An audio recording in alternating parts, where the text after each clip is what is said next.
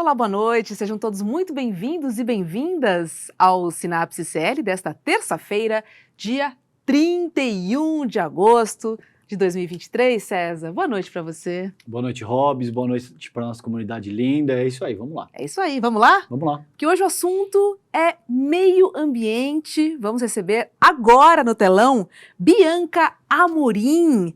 Ela é mestre em sistemas de gestão e sustentabilidade corporativa e também diretora de projetos educacionais e sustentabilidade do Instituto Ecológico Aqualung. Seja muito bem-vinda, Bianca, ao nosso Sinapse. Boa noite para você. Boa noite, Roberta. Boa noite, César. Um prazer enorme estar aqui com vocês hoje, discutindo esse assunto de suma importância. Boa noite, Bianca. Obrigado. O prazer é nosso, querida. Vamos nessa.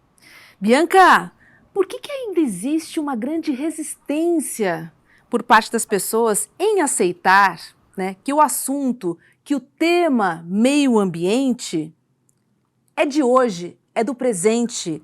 A gente não está falando sobre o futuro, a gente está falando sobre hoje. Por que é tão difícil aceitar, hein, que a responsabilidade está aqui, ó, no presente?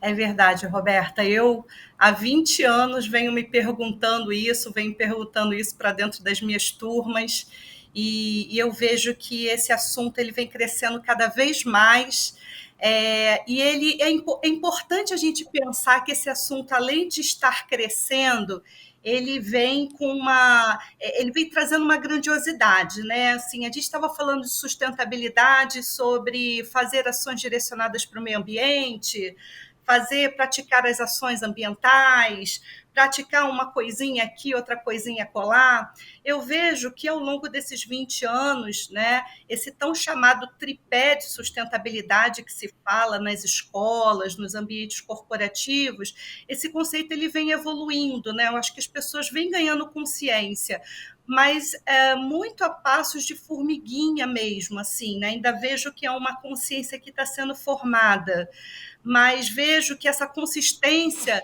tem trazido muito bons resultados, porque as pessoas estão começando a agir, as pessoas estão começando a acordar para as coisas que estão acontecendo, né? Então, esse assunto ele precisaria fazer parte desde o ensino fundamental das escolas até o ensino superior, até o ensino corporativo. Eu defendo muito essa ideia de trabalhar o ambiente escola, comunidade, empresas. É um assunto muito importante para ser discutido até dentro das nossas casas.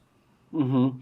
Bianca, eu vou te fazer uma pergunta que pode parecer um tanto quanto óbvia, mas por incrível que pareça, você ainda tem uma parcela da população, principalmente influenciada pela extrema-direita, que ainda tem dúvidas com relação a se a ação humana está provocando as mudanças climáticas. E aí, com base nisso, eu gostaria também que você discorresse acerca de quais são os principais fatores responsáveis por essas mudanças climáticas. A gente tem emissão de CO2, a gente tem, por exemplo, desmatamento, agropecuária. Gostaria de te ouvir um pouco a respeito disso.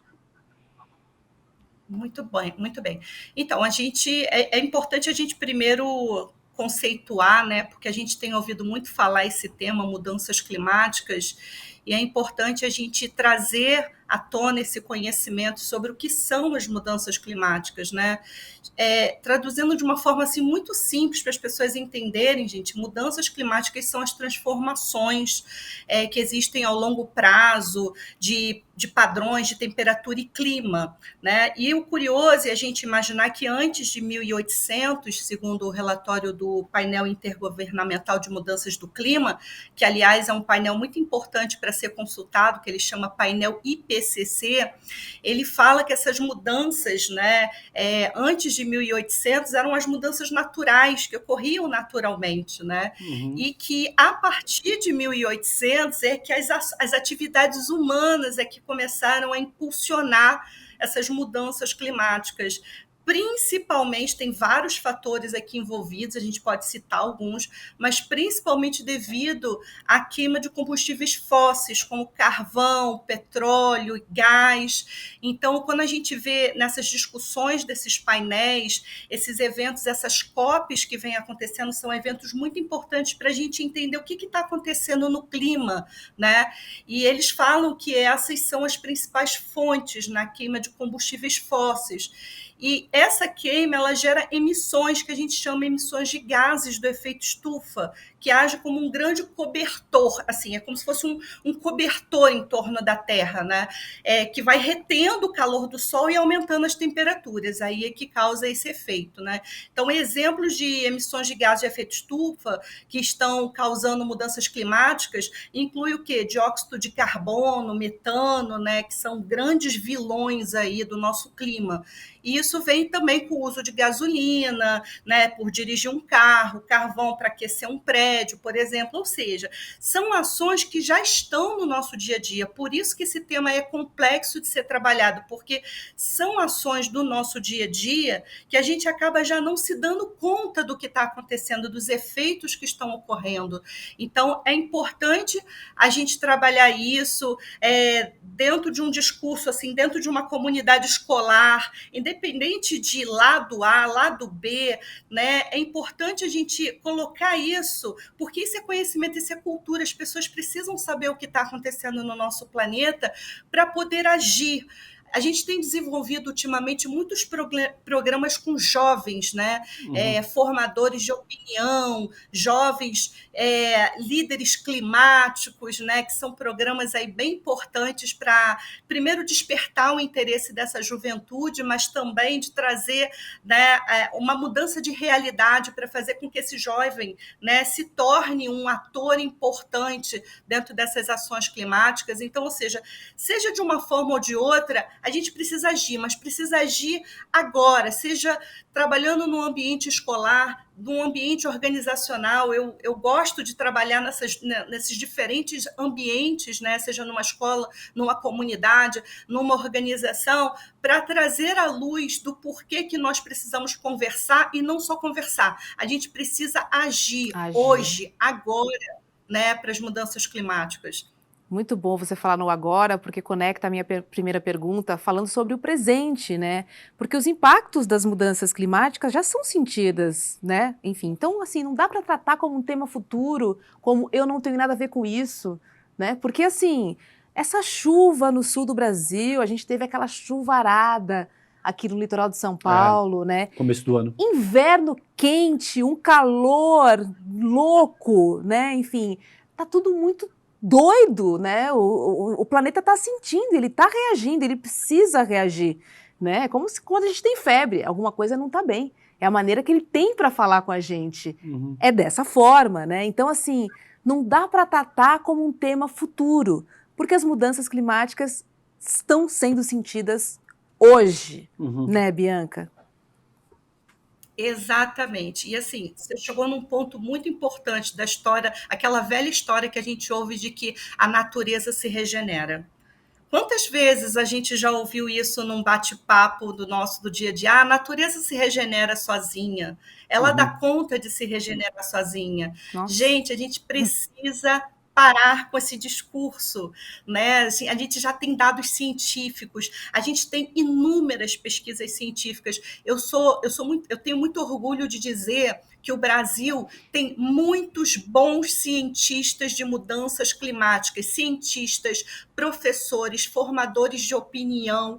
A gente vê pessoas participando de relatórios importantes como esse que eu citei com o IPCC. A gente tem professores da Universidade do Estado do Rio de Janeiro, a gente tem professores da USP, a gente tem profissionais também que atuam no mercado de trabalho, que são especialistas climáticos. O Brasil criou essa especialidade climática, né, líder climático, e eu acho isso muito importante, porque eu acho que qualquer movimento faz sentido para esse momento que a gente está vivendo agora. Qualquer movimento, qualquer coisa é importante para a gente dar um passo à frente para discutir. E assim, e quando a gente senta numa mesa para discutir sobre mudanças climáticas, a gente já passou de discursar sobre isso, já passou de falar sobre discurso, a gente tem que trabalhar ações. E isso é o que tem sido criticado nessas COPs da vida que a gente tem visto, né? Sim, vamos trazer mais algumas ponderações, vamos trazer mais algumas colocações. Não, gente, o relatório do PCC, que foi o último de 2022, ele já deixou isso muito claro. Se a gente começar a fazer algo agora, nesse momento, já existem alguns efeitos que são irreversíveis das mudanças climáticas. E esse discurso não é um discurso para alarmar a sociedade, para trazer medo, para trazer pânico, é para trazer mesmo a gota de sabedoria, a gota de consciência, assim, não, gente, a gente precisa transformar isso agora. Organizações precisam mudar a rota do seu planejamento estratégico, precisa trazer mais circularidade para o seu negócio, romper com um padrão linear, que é o padrão que acompanha desde o pós-revolução industrial, para trazer uma circularidade para o seu negócio. Isso precisa ser trabalhado na cadeia de valor, isso precisa ser trabalhado com as partes interessadas, e isso precisa ser trabalhado com os 3 setores da sociedade juntos, unidos. A gente precisa do Estado, a gente precisa das organizações e a gente precisa da sociedade civil, juntos trazendo soluções em prol, né, de se reverter essa situação de mudanças climáticas e trazer um pouco mais de sustentabilidade para o nosso planeta. Bianca, você citou na tua fala agora que algumas consequências já são irreversíveis. Eu gostaria que você nos contasse quais são essas consequências e, em seguida, eu gostaria que você refletisse acerca desse paradoxo que você salienta quando você diz que desde a primeira revolução industrial existe um certo modelo de sociabilidade, um certo modo de produção e que, me corrija se eu estiver errado, mas parece que já existem indícios sólidos para demonstrar que nos últimos 300 anos, com esse modo de produção e com esse modelo de sociabilidade, a questão da mudança climática se agudiza sobremaneira. Como enfrentar esse paradoxo? Porque de um lado a gente está muito preocupado com o meio ambiente, mas do outro a gente não quer deixar de consumir e de usufruir de todo um modelo que nos proporciona ter coisas que antes não existiam, né? Exatamente. Dentro da tua primeira pergunta, César, é importante a gente parar para pensar que alguns efeitos já são irreversíveis. Essas mudanças bruscas de temperatura é uma consequência que a gente vai viver de agora em diante, né? Dá para amenizar? Dá para amenizar, mas assim, muitas coisas são irreversíveis, né? Então o ser humano vai aprender a ter que conviver com essas mudanças bruscas de temperatura. Isso já é fato. Tá? Então, efetivamente, a gente sabe que o ser humano se adapta, mas a gente tem um padrão de adaptação, a gente tem um certo padrão de adaptação. Todo mundo sabe que o ser humano não consegue viver dentro de uma determinada temperatura, né? E isso talvez seja a maior preocupação de todas, né? A gente pensar em fazer algo agora para que a gente continue, né, pensando na possibilidade de vidas e mais vidas e mais vidas ao longo de muitos e muitos e muitos anos, porque senão a gente chega a um tempo que a gente não consegue mais sobreviver dentro das altas temperaturas. É claro que eu estou falando de efeitos ao longo de muitos anos aqui adiante, né? Efeitos esses que nós consigamos, nossos filhos vão conseguir, nossos netos vão conseguir, mas os nossos bisnetos e aí adiante, aí a gente já não sabe. Mas, assim, a outra pergunta também é muito interessante sobre o padrão, né, de governança e o padrão que tem tudo a ver com o padrão de consumo. Eu estava aqui falando sobre a necessidade das organizações se conscientizarem sobre fazer reverter, né, o seu planejamento estratégico e trazer um pouco mais de circularidade para o seu negócio. Só que, assim, dando um passo atrás de fazer com que as organizações se conscientizem, a gente precisa também ter o olhar do consumidor. Por quê? Porque a gente está vivenciando uma era de obsolescência programada, né? E essa era de obsolescência programada é a era onde a gente sabe que os produtos têm prazo para durar.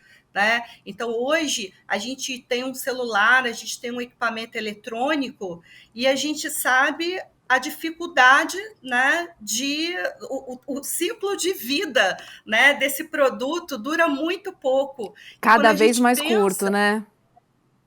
Exatamente, cada vez mais curto. Então, assim, antes a gente tinha um eletrodoméstico das nossas, eu fico brincando nas minhas turmas, das nossas tias, das nossas avós, que duravam 30 anos, duravam 25, 30 anos ou até mais do que isso, né?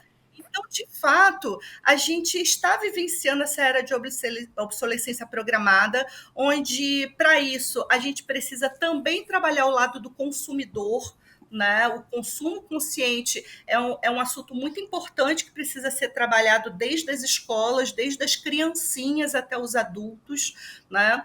Para aí sim a gente trabalhar no ativismo de mudança de rota na trajetória de planejamento estratégico das organizações, fazer com que as organizações mudem aí o seu roteiro, rompa com a sua economia linear, que é comprar matéria-prima, produzir, entregar e descartar, né? E que traga um pouco mais de circularidade, pensar em como, por exemplo, você pode aproveitar melhor a matéria-prima, os insumos que são utilizados durante a produção, a utilização de tecnologias mais limpas. Hoje a gente tem aí a ciência que está a nosso favor, trazendo soluções baseadas na natureza, trazendo também tecnologias mais limpas para a gente mudar esse processo de produção. Mas, volto a dizer, né, eu acho que tem que ser um combinado entre a sociedade e as organizações. Especialmente, a gente está falando do ramo das organizações mais poluidoras, aquelas que são caracterizadas como mais poluidoras, né? Que é a indústria de óleo e gás, a indústria de petróleo, a indústria agro, né, a construção, dentre outros fatores aí. Aproveitar que você falou em agro, né? Porque agro definitivamente não é pop, né? Eu estava vendo uma pesquisa hoje da MAP Biomas. Ela diz que 95% das florestas naturais, né, foram utilizadas, né? Foram utilizadas para a agropecuária, ou seja, desmatadas para colocar boi, para colocar vaca, enfim. E aí eu te pergunto, Bianca, é possível um agro sustentável? Ou a mudança tem que acontecer em nós, consumidores? Olha, eu acho que é um pouquinho dos dois, tá? Eu não vou dizer que é um ou que é outro. Para mim, são os dois. Mas, assim, eu vou pautar aqui o meu discurso. Que, assim, gente, a busca pela sustentabilidade no agronegócio brasileiro é um desafio muito complexo, que envolve uma série de variáveis aí que impactam desde a produção até o consumidor final, tanto no mercado doméstico quanto no mercado internacional, digamos assim. Então, a sustentabilidade no agronegócio ele exige uma abordagem sistêmica que considere todos os aspectos da cadeia produtiva, que vai desde o campo até a mesa do consumidor. Então, a gente fala muito, quando a gente está desenvolvendo processos direcionados para a gestão ambiental das organizações, que as organizações precisam pensar na sua gestão dentro da sua cadeia de valor, considerando toda a perspectiva de ciclo de vida. Então, assim, dentro da indústria agro, a gente pensa desde a compra de matéria-prima e consumos, né, de recursos naturais, até parar na mesa do consumidor. E isso requer o quê? Um acesso contínuo de novos conhecimentos, de práticas gerados nos centros de pesquisas agropecuárias. Hoje a gente tem muitos centros de pesquisas aí que trabalham com tecnologias mais sustentáveis, tecnologias florestais, assim, que é distribuído no Brasil todo. Mas a gente também precisa pensar pelo lado do consumidor, né, que é aquela questão do consumo. Precisamos parar de consumir? Não, a gente precisa refletir sobre o que a gente consome. A gente precisa refletir sobre o prato que está disponível nas nossas casas. A gente precisa pensar na comida, no que a gente come, no que a gente está comendo, o que é necessário não é. Isso é uma questão, sobretudo, de saúde, né? Porque a gente está falando aqui de meio ambiente, mas a gente não pode deixar de citar, né, que muitos produtos que são, né, a gente sabe que são produzidos à base de agrotóxicos, eles Uhum. trazem problemas para a saúde das Sim. pessoas. Né? Ainda Então, acho mais que com a as gente últimas liberações de agrotóxico, né, Bianca? Que não foram poucas. Exato, exatamente. Então, assim, eu acho que a questão, por isso que eu defendo que isso precisa ser pensado, refletido por ambas as partes, tanto nas organizações que precisam romper com o seu modelo linear para trazer circularidade, quanto para o consumidor, né, pensar o que de fato é necessário, o que ele quer consumir, o que ele quer que esteja dentro da mesa dele ali, né? Então, acho que esses dois pontos precisam ser refletidos aí dentro dessa Uhum. perspectiva. Queria adicionar aqui um comentário, Uhum. César, muito em cima do que a Bianca falou, porque a gente tem uma oferta muito grande, né, uma variedade muito grande de produtos, né? Uhum. Então, assim, conscientemente, eu como carne, por exemplo, né? Uhum. E aí, o que que eu faço, né, na minha vida? Eu tenho que dar uma balanceada nas coisas, né? Então, por exemplo, eu como carne, mas agora eu passei a tomar leite vegetal, por exemplo, né? Então, assim, existem alternativas hoje fáceis e não tão caras, porque também era muito caro, né, Uhum. você substituir ou você pensar numa alternativa em relação ao que o mercado oferece, né? Então, eu acho que essa conscientização passa a você entender o que que você consegue de fato abrir mão, né? O que que você pode se adaptar em nome do planeta Uhum. Terra? Uhum. Porque é sobre isso que a gente está falando, é um Claro. olhar um pouco menos para si e mais para a E mais para a coletividade, coletividade, concordo né? totalmente. Exatamente. Então, é uma mudança, mas Sim, ela é muito, muito necessária. sim. E que a nova geração já aprenda na escola desde cedo. Espero eu, Bianca, assim como você também. Ah, Bianca, tem um ponto aí na Exato. tua fala que eu queria que você. Eu não sei, saiu, eu não lembro exatamente onde eu vi e eu não vou saber citar a fonte, mas eu vi uma notícia recentemente correlacionando casos de leucemia em crianças com o uso excessivo de agrotóxicos. Você viu algo dessa ordem? Você acha que existe alguma correlação entre esse tipo de doença seríssima com agrotóxicos? Eu não cheguei a ver e acho que também não consigo falar sobre isso, assim, não tenho muito Tá. conhecimento sobre isso. Mas Uhum. assim, você levantou uma pauta que eu lembrei de outra pauta que é importante a gente falar aqui, que é sobre o plástico. Isso sim, né? A gente tem visto aí as nossas lutas, né? A nossa luta pelo Instituto Aqualung, em parceria com várias organizações de sociedade civil, a gente está lutando muito contra, né, a disseminação do plástico, porque o plástico já está trazendo efeitos irreversíveis também, né? Então, o plástico, ele se deteriora, ele se transforma em microplástico, ele se transforma menor do que o micro, tem um nanoplástico, assim, os dados científicos estão comprovando que ele vai parar, sim, né, no organismo das pessoas. O plástico já está presente no que a gente bebe, no que a gente come, no que a gente respira, né? Então, acho que é importante a gente abrir também essa pauta para falar sobre os efeitos do microplástico, que esse sim eu tenho estudado bastante aí, eu tenho visto coisas absurdas e com fundamento científico, assim, sabe? A gente teve um veleiro um veleiro na França, né, que quando começou em 2021 foi dado início à década da ciência oceânica, né, pela Agenda 2030 dos Objetivos de Desenvolvimento Sustentável. Uhum. E na ocasião, a gente fez a abertura da década do oceano no Brasil, né? Eu sou do Rio de Janeiro e a gente fez a abertura dessa década, do evento, mostrando como essa década é importante, né, para estudar ciência oceânica, para trazer soluções baseadas na natureza, falar o porquê que o plástico traz problemas para a sociedade e tudo mais. E a gente tem, então, e tem, né, alguns parceiros, dentre eles aí o veleiro, né, do Tara Ocean, né, que é um veleiro francês, que é um navio científico cheio de equipamentos que estuda o microplástico, o nanoplástico, E eles falaram, eles estão dando a volta ao mundo, assim como a família Schirmer também está dando, né? Cada um com uma pegada diferente.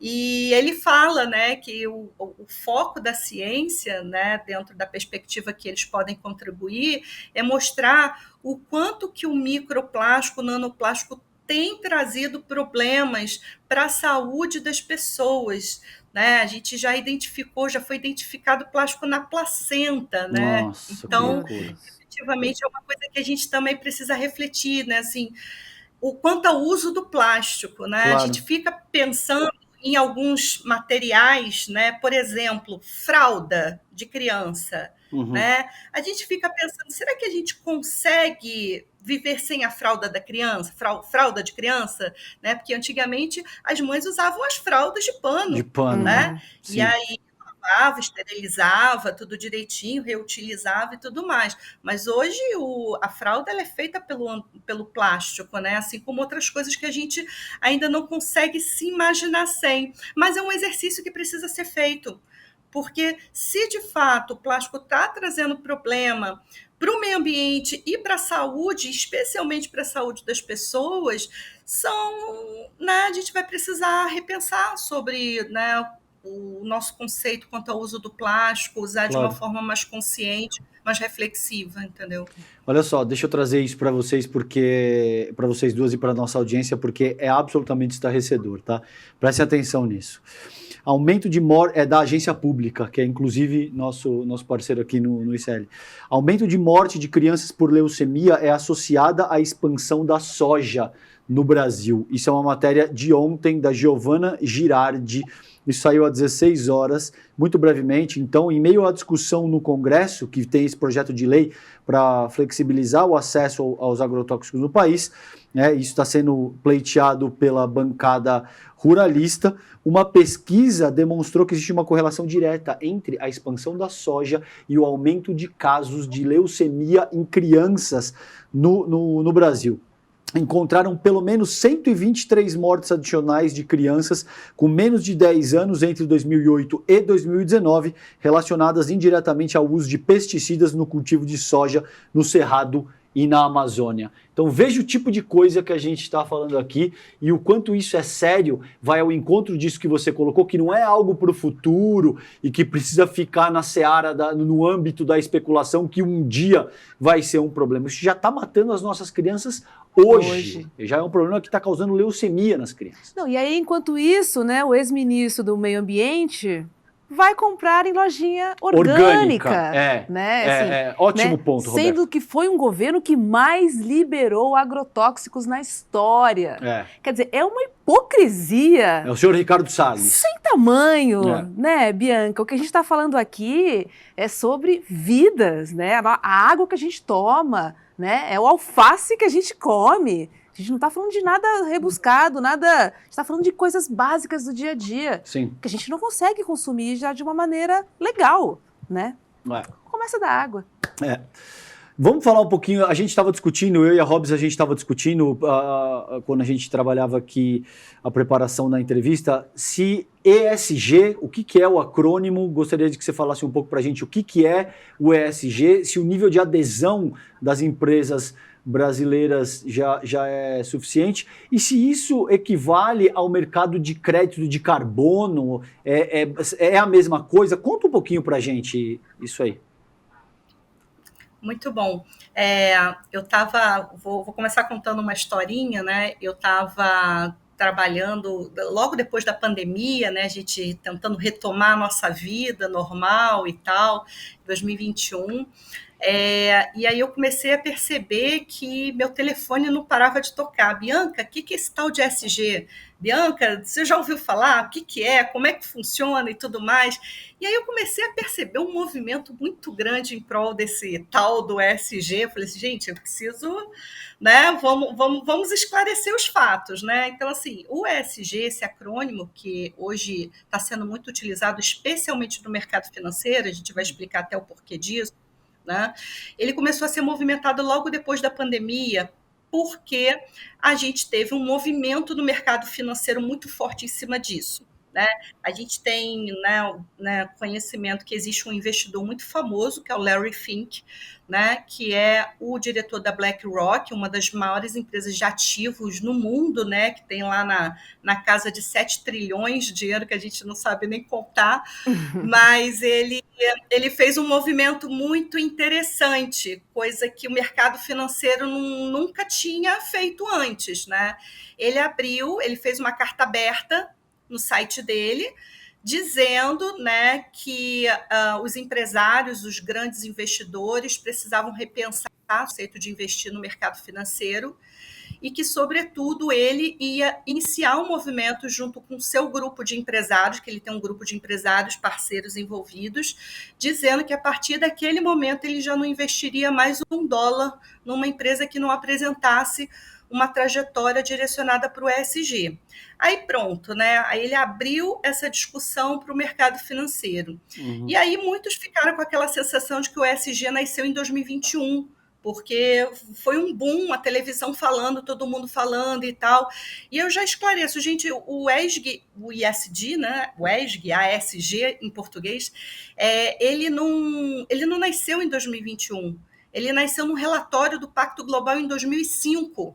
Já se falava sobre ESG, né, sobre a necessidade. Por que falar sobre ESG? O ESG ele veio como num impulso de dar continuidade ao tripé de sustentabilidade, o famoso triple bottom line que se fala nas organizações, de você equilibrar o desenvolvimento econômico, financeiro, com o social e o ambiental. Só que aí eles perceberam que existia um gap, porque se você está trabalhando no desenvolvimento econômico e financeiro, você ativamente precisa acionar a governança, a alta direção, o conselho de uma organização, né? Buscar a alta direção, quem toma decisões para ativa. Tá? Então, em 2005, foi declarada a necessidade de dar vamos dizer assim, um upgrade, porque o tripé de sustentabilidade já estava completando 30 anos com, né, poucas evoluções. E dar um upgrade aí para trazer aí a responsabilidade para o lado da governança, além do desenvolvimento socioambiental. Tá? Só que infelizmente, né, esse discurso só aparecia dentro das universidades, dentro das escolas, dentro dos profissionais que trabalham com meio ambiente, com responsabilidade social como eu, né? E aí, de repente, ele começou a virar um boom no mercado financeiro.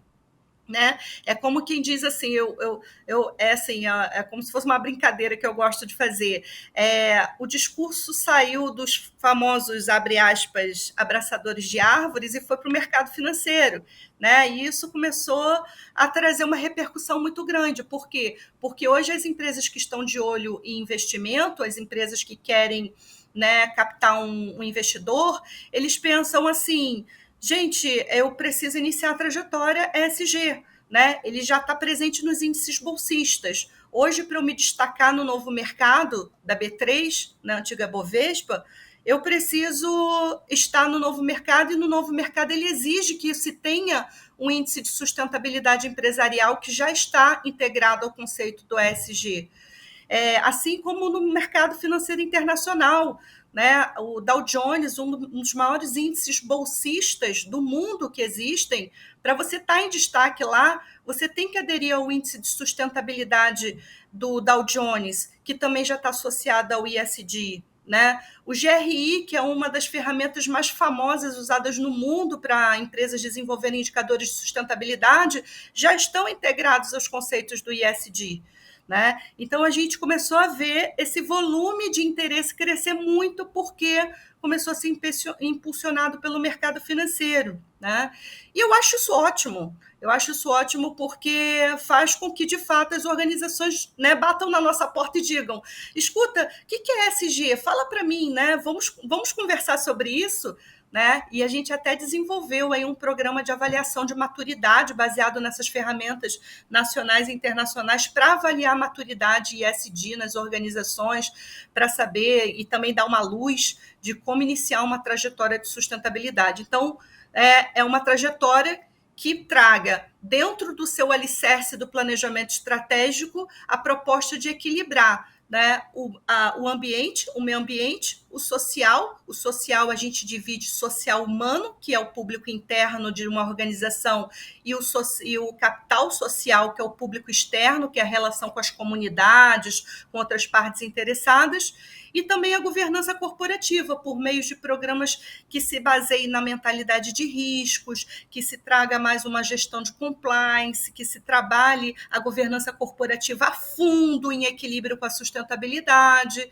Então, essa proposta tem revolucionado e eu acho ótimo, assim, eu acho que tem que ser uma crescente, tem que estar, o ESG tem que estar na boca do povo, tem que estar na boca de todo Então, mundo. o acrônimo, só para efeito de síntese, as 3 letras, o E é de environment, certo? Exatamente. O S é de social e o G é de governance, certo? Exatamente. E aí é um selinho, Bianca, que as empresas recebem. E aí, em termos práticos, significa o quê? Você fazer uma compensação, por exemplo? Isso, boa. Se eu sou uma empresa de telefonia, por exemplo, eu posso fazer uma compensação instalando placas solares, fazendo fazendas de placas solares. Seria mais ou menos isso? Isso, mas é importante dizer que, por exemplo, os movimentos de mudanças climáticas, fazer o inventário de gases de efeito estufa, fazer uma compensação de carbono, ele está dentro só do Ezinho, Tá. né? Ele está Ainda dentro do falta o S ambiental. e falta o Então, isso G. é muito importante. Exatamente. Perfeito. É muito importante porque as empresas estão achando que só fazer inventário de carbono já está praticando ESG. E sobre selinho, né? Muitas organizações têm criado vários incentivos para que as organizações, de fato, iniciem sua trajetória. E hoje, né, não existe uma norma nacional ou internacional que seja certificável, como, por exemplo, eu vou falar da segunda norma mais famosa do mundo, que é a norma ISO 14001, que é uma norma de gestão de meio ambiente. Ela é uma das normas mais praticadas no mundo todo. Ela só perde para a norma de qualidade, que é a ISO 9001. O ESG, ela não tem uma norma certificável. Ela tem padrões, ela tem diretrizes e tem práticas recomendadas. A própria Associação Brasileira de Normas Técnicas, a ABNT, desenvolveu aí no fim do ano passado uma norma que tem ajudado muito as empresas a entender como iniciar essa trajetória, que é uma PR. PR é uma sigla de prática recomendada, e o número 2030 em alusão à Agenda 2030 da ONU, né, dos ODS.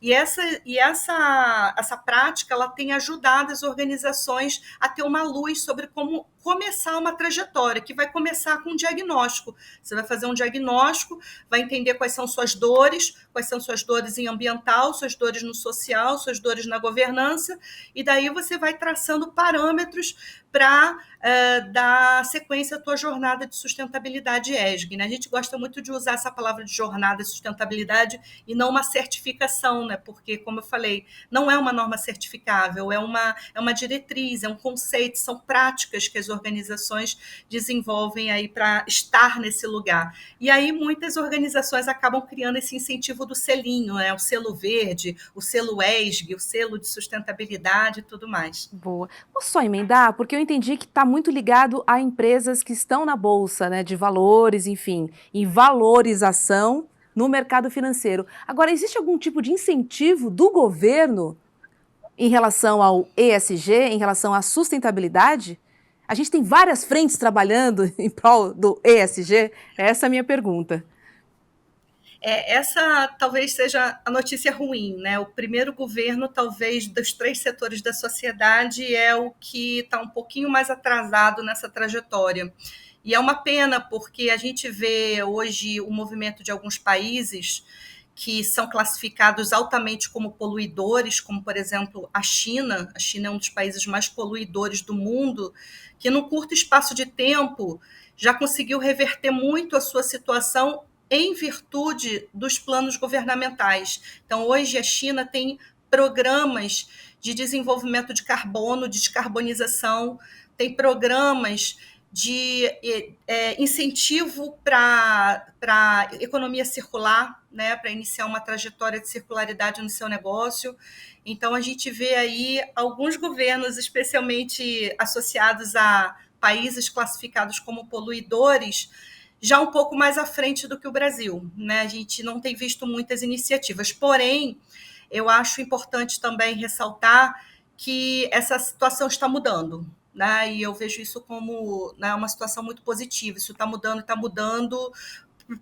para melhor, eu vejo que está mudando para melhor. Hoje a gente tem, né, um governo ligado ao clima, coisa que não tinha antes, né? Então a gente tem um governo que está totalmente ligado, que está se estruturando para trabalhar com mudanças climáticas e iniciativas voltadas para a sustentabilidade. Mas eu acho que precisa correr um pouquinho.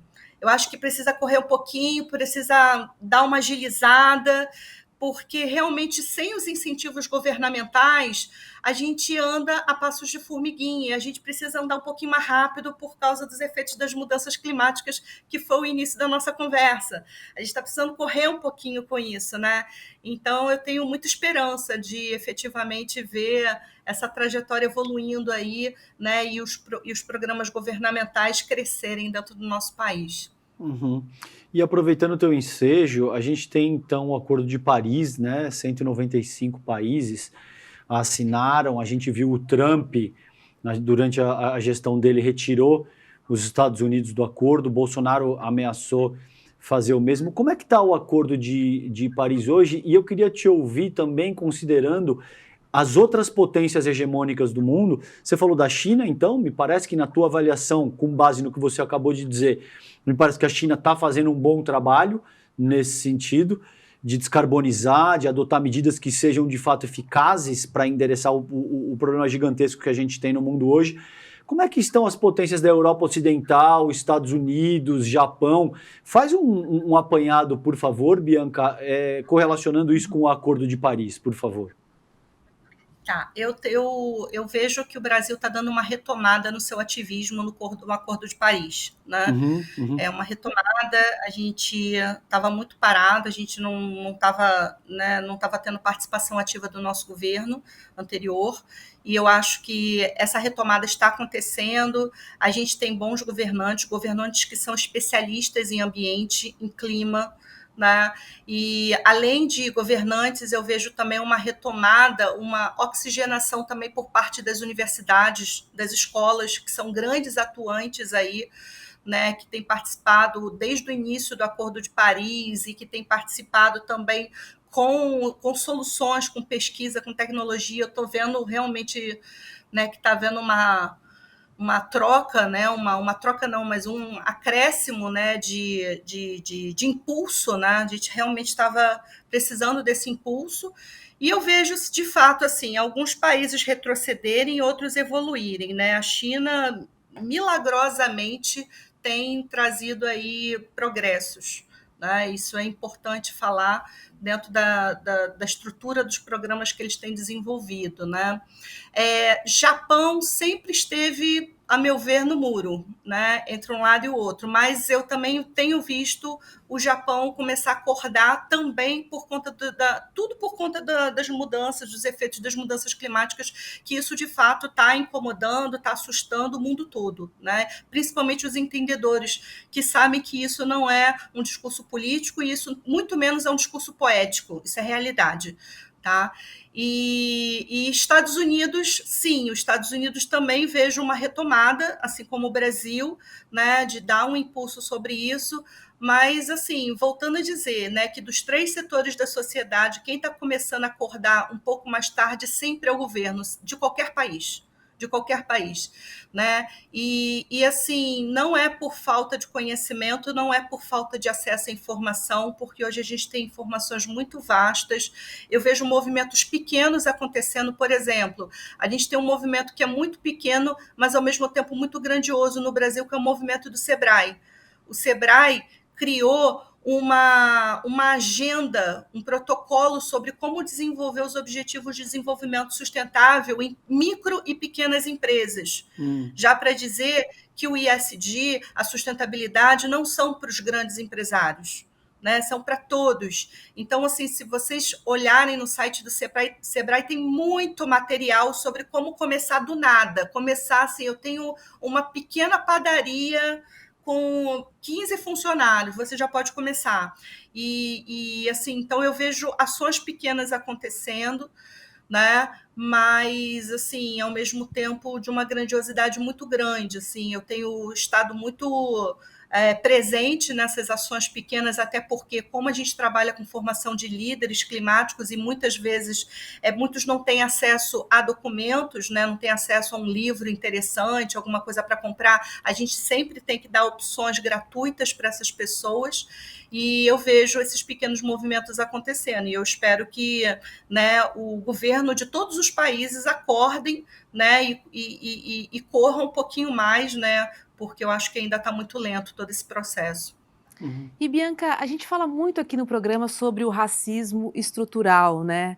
Porque ele está presente em todas as camadas, na própria estrutura da nossa sociedade. E com o meio ambiente ele não é diferente, né? A gente tem o racismo ambiental, e aí eu queria pedir a sua ajuda para entender um pouco mais esse ponto, porque eu penso em duas frentes, né? Eu penso na distribuição injusta dos recursos e também penso nos próprios riscos ambientais, né, que a população mais vulnerável sofre, porque ela vive nas áreas de risco. Seriam essas duas frentes quando a gente fala de racismo ambiental?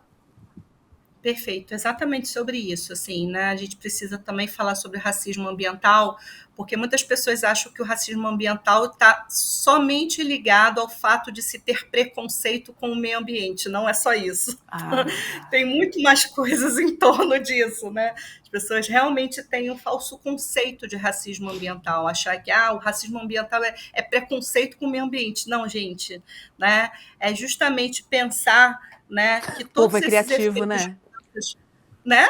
O povo é Esses criativo. efeitos de pensar que todos esses efeitos de mudanças climáticas batem muito, mas muito mais doído, né, nas Uhum. pessoas de baixa renda. Uhum. Muito. Né? Uhum. Então, se hoje a gente, dentro do acolhimento das nossas casas, dentro da nossa estrutura que a gente pode ter, a gente sente um calor extremo, imagina quem vive dentro de uma comunidade. Né? Imagina quem vive, né, em locais precários. Né? Então, efetivamente, a gente precisa falar sobre isso. Por isso que a gente precisa trabalhar com o empoderamento desses jovens. A gente, pelo Instituto Aqualung, sempre defendeu a ideia de que tem que trabalhar o empoderamento desses jovens. A gente desenvolveu um programa que eu acho muito lindo, que vale a pena citar aqui, que foi um programa de parceria com a Embaixada da França, o programa Lab Jovens, onde a gente trabalhou a formação de defensores e defensoras de rios e oceanos em várias edições. A gente está na terceira edição, que é o terceiro ano consecutivo.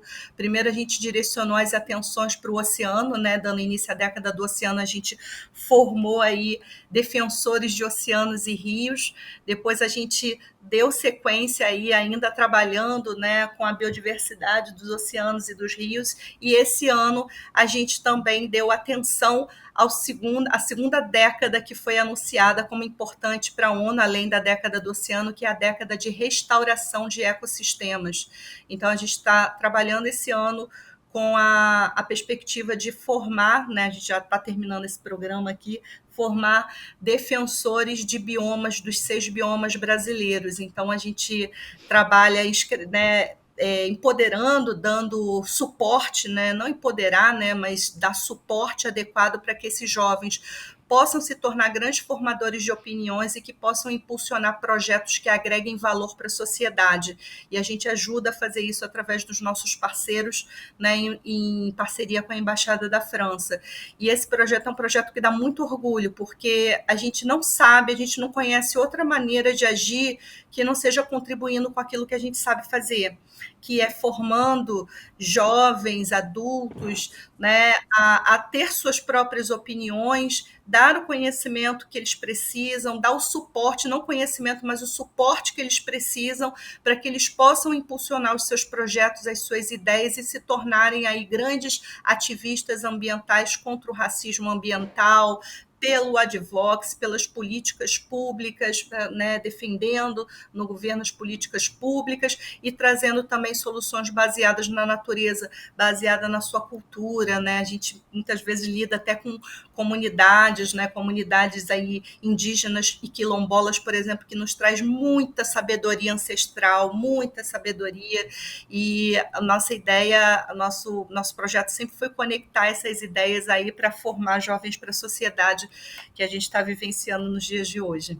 É muito importante trazer essas pessoas que são impactadas para o debate, né, Bianca? Eu acho que é de fundamental importância porque a gente vê uma elite tomando decisões de situações que ela não vive, e muitas vezes ela não ouve quem está ali, quem está sofrendo, quais são as necessidades e até sugestões mesmo. Acho que um debate profundo ele é feito com ideias de diferentes fontes. Né? Senão fica como a Bianca falou, aquela papelada, aquele acordo que ninguém cumpre nada e tão distante da realidade das pessoas, principalmente as mais vulneráveis. Ótimo ponto. Bianca, eu sei que é difícil isso que eu vou te propor aqui, mas é o seguinte, vamos considerar 3 cenários possíveis, tá? Um cenário que seja o mais otimista, que você consegue vislumbrar para os próximos... vamos colocar aí, para não estender muito o horizonte, para até o fim da primeira metade do século XXI agora, até 2050. Então, o cenário mais otimista que você consegue vislumbrar, um cenário do meio e o cenário mais pessimista que você consegue vislumbrar e quais seriam as suas respectivas consequências. Eu sei que existe aí uma certa dimensão em termos de temperatura, né? Que se o planeta aquece acima de 1,5 grau, se ele acima disso, até acho que 3 graus, seria algo trágico, né? Faz essa reflexão para a gente um pouquinho, por favor.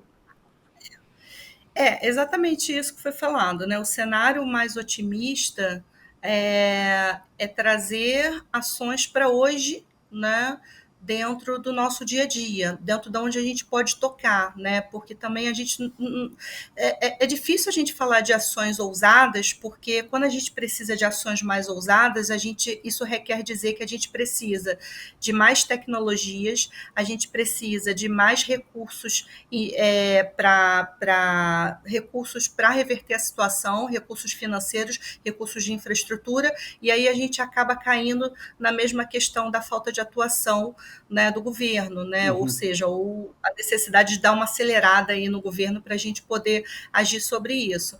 Então, o cenário mais otimista, eu não consigo pensar que não seja a aceleração do primeiro setor da sociedade no seu ativismo contra as mudanças climáticas. Isso é fato.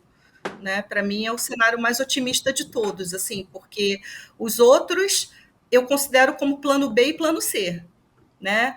Porque o que acontece? Para a gente poder agir de uma maneira eficiente e eficaz, a gente precisa de recursos. Tá? Então, é claro, a gente pode ter... O que você pode considerar como o cenário mediano? Conscientizar as pessoas, ok. Né? Isso eu já faço, né, na universidade, isso eu já faço nas minhas contribuições dentro das empresas, dentro da sociedade, dos trabalhos comunitários que a gente faz, isso a gente já faz. Mas, sinceramente, isso para mim é plano B. Tá. Né? Ou talvez até um plano complementar, digamos assim, né? Mas é complementar mesmo, porque o plano A, tá, é ter um ativismo maior do primeiro setor da sociedade para que, de fato, as coisas andem. A gente precisa de recursos, a gente precisa de verba, a gente precisa de incentivo para desenvolver novas tecnologias, para trazer aí o maior número de partes interessadas envolvidas em ações efetivas em prol do meio ambiente, né? E o plano C, o plano de retroceder, é não fazer nada. Né? Eu acho que é um pouco disso. E aí, nesse cenário, a gente estaria olhando para o quê? Um aquecimento brutal do planeta, savanização de lugares como a Amazônia, enchentes e mudanças abruptas de temperatura, esse tipo de coisa, certo? É chegar nesse patamar do 3.0 aí que você citou, é realmente muito alarmante. É muito alarmante essa situação, né? A gente não sabe como a gente vai viver, se a gente vai viver dessa maneira, né? Então, efetivamente, é uma coisa para a gente poder refletir e vai ter que refletir agora, nesse momento, né? Pensando numa roda de conversas, né? Mas, efetivamente, eu, né, digo que sem o plano A, a gente não consegue evoluir muito rápido, não. Tá. É, não tem saída, a gente tem que repensar. Eu acho que é. E assim, da atitude simples, que é jogar um papelzinho na rua, né? Acho que é isso, é sobre isso que a gente está falando aqui. É da atitude simples de jogar um papelzinho na rua, né? Da parte governamental, de dar suporte, de estimular também, né? E conscientizar através de programas de conscientização, que eu vejo muito pouco, confesso, Bianca, você pode me corrigir se eu estou fora da bolha, mas assim, eu vejo poucas campanhas de conscientização em relação ao meio ambiente. Assim. É sempre tratado como um tema distante. Supérfluo. Elitista, supérfluo e Uhum. distante. E aí você não põe a responsabilidade na mão da pessoa. Assim, sabe? Tem que trazer. Quando você vê um carinha ali jogando papel do carro, eu buzino, entendeu? Sim, claro. Eu buzino. Até porque tem uma questão de educação aí. Sabe? Mas posso colocar algo para vocês duas, que eu, antes da gente terminar, que eu sei que a gente está caminhando para a etapa final do programa aqui, eu acho que é um tema tão difícil, porque ao explorar a integralidade desse tema, você bate de frente com um modelo de sociabilidade que te compele a competir o tempo todo. O capitalismo ele tem como premissa elementar organizar um modelo de competição permanente, no qual você precisa ser mais capaz, mais inteligente, mais sexy, você precisa consumir cada vez mais. Uhum. E é óbvio que se a gente pensar no planeta Terra como um organismo, e nós somos as células, você imagina o que aconteceria com o teu organismo físico se as células do teu organismo estivessem competindo umas com as outras o tempo todo? Isso, em alguma medida, tem um nome, se chama câncer. Entende? Na medida em que você tem esse processo funcionando no organismo humano. Então isso é tão difícil e eu queria te ouvir, não sei se serve a minha analogia, queria te ouvir a respeito disso, Bianca. Isso é tão difícil de tratar com esse nível de profundidade e de integralidade que você aborda, porque de muitas maneiras, a partir de determinado ponto, começa a bater de frente com os interesses das pessoas que mandam no mundo, começa a bater de frente com os interesses das pessoas que querem continuar lucrando muito, que querem continuar andando de jatinho, de iate, esse tipo de coisa, e não estão dispostas a repensar esse modelo de sociabilidade. Queria te ouvir a respeito disso. Eu senti muito isso na pele, César, quando eu estava acompanhando aí o trâmite no Senado da PL 2524, que acho que vale super a pena vocês olharem, que é um projeto de lei, né, que propõe aí a circularidade do plástico, a economia circular do plástico, para que efetivamente a gente trabalhe medidas para reduzir cada vez mais o uso de plástico na nossa sociedade, sabe? Uhum. O projeto de lei é muito bem consistente, ele tem a participação de vários profissionais, professores, cientistas, né, várias partes interessadas se uniram para a construção desse projeto de lei. E o que me impressionou muito foi a forma como foi tratado no Senado, né? A gente viu pessoas debochando, né? Das pessoas que estão a favor da economia do plástico, de acabar com o plástico dentro da nossa sociedade, ou trazer outras soluções, não acabar, mas reduzir e trazer soluções e tudo mais. Eu fiquei muito triste de ver a maior parte do público que estava dentro daquele cenário debochando dos defensores do projeto de lei. Senadores, né? As pessoas Bianca. não... Senadores... Uhum. Senadores discutindo a respeito e debochando, sabe? E assim, é muito triste, porque é um assunto muito sério. E a gente sabe, assim, que muitos dos senadores que estavam lá, eles estavam acompanhados dos grandes empresários de plástico, né? Que tem um discurso também totalmente inflamado a favor do plástico.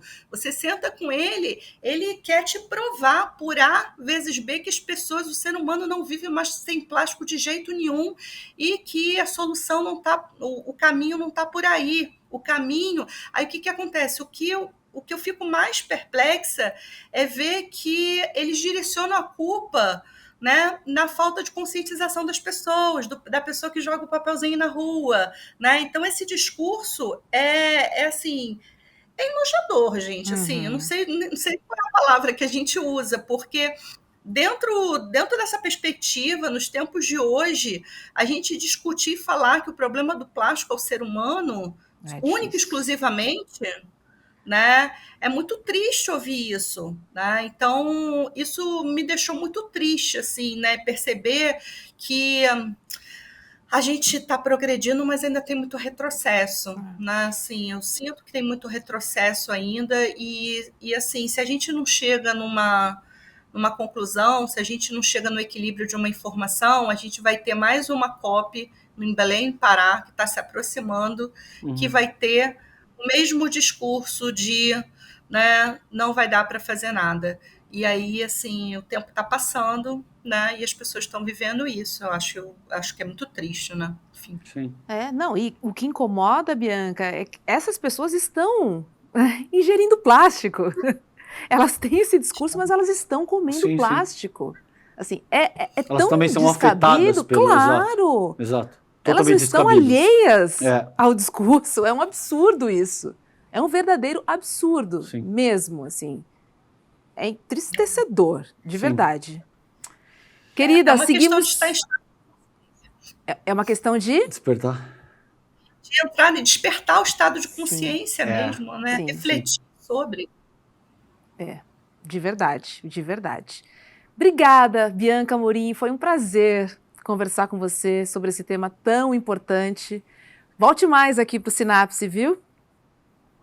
Com certeza. Muito obrigada pela acolhida de vocês, queria agradecer imensamente vocês darem um espaço, né, nesse programa de grande audiência para a gente falar de um assunto muito importante. Eu tenho muitos assuntos, se vocês quiserem me convidar para falar sobre meio ambiente, sustentabilidade, eu posso ter outros temas para falar aqui, mas queria agradecer muito a acolhida de vocês e, assim, espero que a gente possa ter um discurso daqui a 1, 2, 3 anos diferente, né? Um discurso muito mais positivo, do tipo, olha, estamos melhorando, tudo está acontecendo. Muito obrigada. Tomara, obrigado. Tomara. A gente que te agradece e aprendemos demais hoje contigo aqui. Bianca, tenho certeza que eu, Robes e a nossa audiência também. Obrigado pela tua inteligência e por tudo que você trouxe hoje para a mesa, viu? Obrigada. Tchau, tchau. Tchau, tchau. E é isso, né, César? Meio ambiente é um assunto que atravessa toda a sociedade, né? E a gente entende que em cada camada de maneira diferente, mas não tem como ser espectador, né? Porque você é um agente ativo. Exato. Cada um pode fazer a sua parte, cada um pode fazer a sua mudança e não ficar esperando, né? Uma atitude de alguém, do governo, das empresas, do mercado, um selinho, enfim. Não, né? A gente pode começar a olhar a nossa casa, olhar o lixo que a gente produz, a quantidade de lixo que a gente produz, né? Alguns alimentos que a gente pode abrir mão, talvez se eu consumo 5 vezes por semana, que tal 3, né? Ninguém tá... Eu acho que não é necessária uma mudança radical, né? Mas eu acho que é uma questão de adaptação mesmo, assim. Muito bom. Sempre pensando no coletivo, pensando no planeta. Por que adianta você ter dinheiro se você não vai poder viajar? Sabe? Se o planeta vai estar um caos completo daqui a 10 anos nesse sentido, né? Tenho férias do trabalho, não consigo ir à praia. Quer dizer, são das pequenas às grandes coisas que se tornam impossíveis. Concordo, né? Robes. Se o planeta Terra, que só tem um e ele é maravilhoso, colapsar. É isso. Exato. E a gente não quer ir morar em Marte, né? Como parece ser o plano de alguns bilionários alucinados que estão investindo cegamente nisso. Porque, entende? Isso era o que eu estava dizendo na minha fala. É a lógica de funcionamento.